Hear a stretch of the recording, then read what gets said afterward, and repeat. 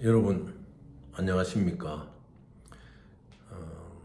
국제 무역을 하다가 다큐멘터리 LC 부분에 있어서 몇 가지 주의할 점들이 있습니다. 그러니까 바이아가 셀러에게 MT700을 보내잖아요. 이것은 무엇이냐면은 셀러가 물건을 보내면은 바이아가 90대이면 90대, 뭐 6개월은 6개월이면 6개월 이렇게 그동안에 대금 지급을 유예를 시키고 물건이 다 도착해가지고 TT라든지 103을 보내주는 이러한 결제 방법이죠.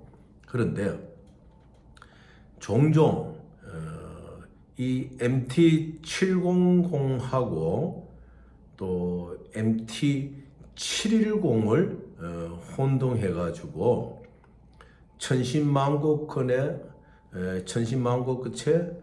DLC를 보내놓고 또 이렇게 애를 먹는 기업들이 있습니다. 그리고 여러분들이 아셔야 될 것은 MT700은 셀러에게 인디케이트 되는 정확하게 나의 신용과 이런 모든 금액에 대한 지급을 확실하게 한다는 크레딧이 완전 부여인데 MT710은 뭐냐? 3자 은행에 의해서 어드바이징 되는 거예요. 700이.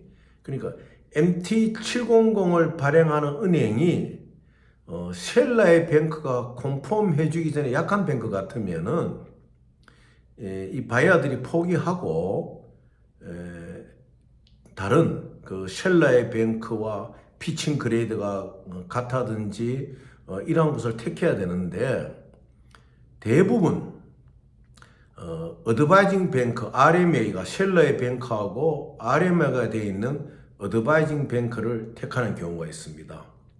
그럴 경우에 MT710을 쓰는데 이것은 여러분들이 꼭 셀러에게 컨펌을 받고 셀러도 컨펌이 오게 되면은 셀러의 리시빙뱅크 가서 컨펌을 받아줘야 돼요. 왜냐하면은 MT710은 무엇이냐? 3자 은행이 MT700을 전달해주는 어드바이징 그 스위트거든요. 그래서 여러분들이 주의를 하셔야 되는데 종종 여러분들이 이제 기업의 어떠한 크레딧이나 이러한 문제 때문에 그런 컴퍼니, 이런 DLC를 내주는 컴퍼니 의뢰했을 경우에 어떤 컴퍼니인 경우에는 710을 주는 경우가 있어요. 그러면 거기에 익숙하지 못한 이 바이어 회사들은 포맷은 거의 같으니까 710을 보내는데 동의를 하고 이제 그렇게 이야기하죠. 710을 보내도 된다.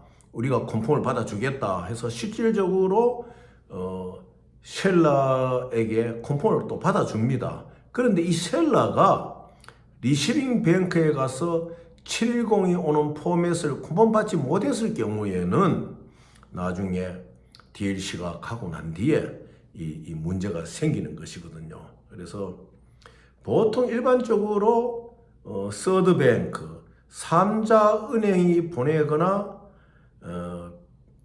뱅크 피치 그레이딩이 약한 은행들이 보낼 경우에 이제 MT710으로 보내게 됩니다.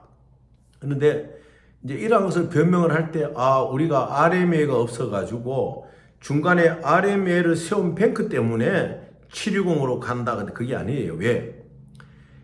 700이 출발하게 되면은 어드바이징 뱅크에 700이 도착했는 그 텍스트가 다 있습니다. 그 텍스트와 같이 이 710이 나가는 거거든요. 그렇기 때문에 셀러 뱅크에서는 710이 왔는 걸로 이러한 것을 취부시하지 못합니다. 700이 온 것으로 되어 있기 때문에 다만 어드바이징 뱅크에서 RMA가 안 되어 있기 때문에 거쳐서 왔다. 그러나 비록 셀러 뱅크에서 봤을 때 우리하고 RMA가 안 된 이슈잉 뱅크지만은 그래도 그레이드가 우리와 같거나 높거나 해서 충분히 받을 수 있다. 이제 이렇게 인정을 하는 것입니다. 그러면은 MT705는 뭐냐? MT705는 여러분이 아시다시피 프리 어드바이스, 이 700을 보내기 위해서 705를 이제 먼저 보내는 것을 저쪽에 통보해 주는 것이거든요.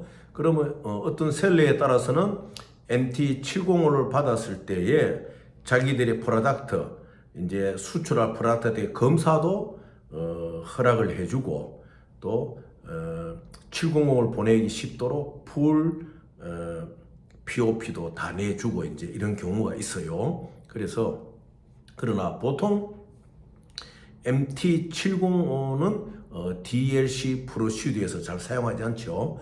보통 MT700으로 다이렉트를 바로 보낸다. 그런데 이 700을 보낼 때 여러분들이 주의해야 될 것은 MT70이라는 메시지 타입가 붙었을 경우에는 반드시 셀러에게 미리 보내기 전에, 스위프트로 보내기 전에 이 버기지 텍스트에 대해 가지고 셀러 컴퍼니에도 컨펌을 받고 셀러 뱅크에도 컨펌을 받더라도 조치를 취해야 됩니다. 그렇지 않으면은 천신만고 끝에 그 비용을 들여가 그 DLC를 보냈는데 이것이 밸리드, 유효한 효과가 안 나올 경우가 있으니 여러분들 주의하셔야 된다. 그래서 또 MT705 같은 경우에도 이런 경우가 있어요. MT705를 보낼 때 그 포맷이 여러분들이 보낼 700의 포맷을 미리 컨펌을 받고 난 뒤에 705를 보내는 것이 다음에 넥스트 스텝에 있어 가지고 여러분들이 차질이 오지 않는다. 그래서 제일 중요한 것이 MT700을 이 포맷을 이제 ICG 규정에서 정확하게 작성해 가지고 여러분이 받으시는 프로포마 인보이스와 같이 은행에 줘가지고 프로포마 인보이스를 보고 거기에 보면 이제 아이템의 종류라든지 또 이러한 아이템의 가격이라든지 또 이러한 아이템을 어떻게 시프먼트 한다든지 또 선적항이 어디라든지 도착항이 어디라 다 나오잖아요. 그런 것에 맞춰 가지고 포맷을 잘 이제 작성해야 된다는 것입니다. 그래서 제가 오늘 이제 말씀드리는 중요한 점은 뭔가 하면은 왕왕 MT710을 710를 755 MT700과 타입가 같은 걸로 알고 보냈을 경우에 이것은 그러니까 이 셀러 컴퍼니는 컨펌했지만은 뱅크가 또 그걸 컨펌 안 해주면 안 되거든요. 그래서 항상 셀러 컴퍼니에게 이것을 뱅크에 가서 이 버기지를 확인을 받아라. 그리고 여러분이 이제 어플리컨트한 LC 회사에서 710을 보낼 경우에는 그러지 말고 이 710은 서드뱅크나 난 크레딧 뱅크가 보내는 형태밖에 안 되기 때문에 700을 보내둘라. 그러면 RM이 없더라도 중간에 어드바이징 뱅크를 세우면 이 어드바이징 뱅크가 700을 릴리즈하는 거거든요. 710을 보내게 되면은 이 어드바이징 뱅크도 710을 릴리즈하게 되는 거예요. 그래서 여러분들이 그것을 잘 구분해서 700, 710이 뭐 별 다름이 없는 척 생각하시면 안 됩니다. 그래서 이 메시지 타입이라는 것은 무엇이냐? 뱅크와 뱅크 간에 우리가 교신하는 것이 밸리드, 유효하다. 그 다음에 믿을 수가 있다, reliable. 이 두 가지가 키포인트 들어가는 것이거든요. 그래서 모든 은행 관계의 일은 뱅크 투 뱅크 스위트인데 이 스위트에서도 메시지 타입의 번호가 굉장히 중요하다 여러분들 생각하셔야 됩니다. 최근에 보면은 참 이 페이크가 많이 다네요.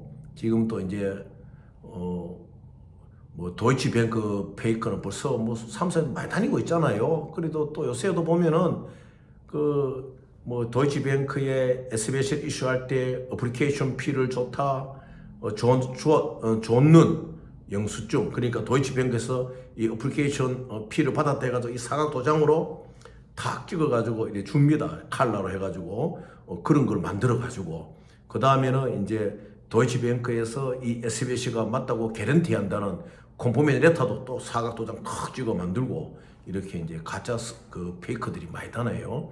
은행은 절대로 이 문서들이 이 밖으로 나와서 다닐 때에는 한국에서 여러분이 받은 걸로 해서 밖으로 나와 다닐 때는 반드시 여러분의 은행에 도착해가지고 은행으로부터 여러분이 받아야 정당한 문서다.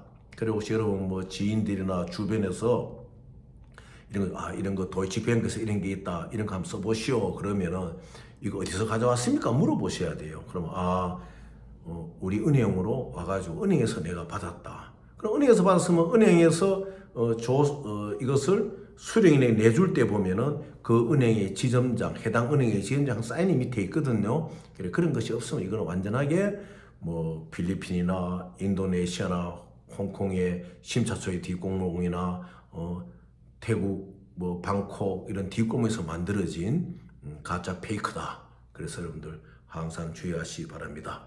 그래서 오늘 DLC에 있어서 항상 MT700을 보내야 되지 710은 서드방크, 3자 은행이나 크레딧이 약한 방크의 어드바이징 방크에 해당이 되지 않는다. 이런 것을 아시고 기본적으로 어디에 LC를 의뢰하셨더라도 뭐 710으로 보낸다고 하면 이거는 우리는 700을 원합니다. 이렇게 하시고 만약 710 이것을 상대방이 받을 수 있다는 그 LC뱅크가 LC 컴퍼니가 확인을 했다 그러면은 여러분 반드시 셀러에게 컨펌 받고 셀러 뱅크에서도 받는다는 컨펌을 받아야 됩니다.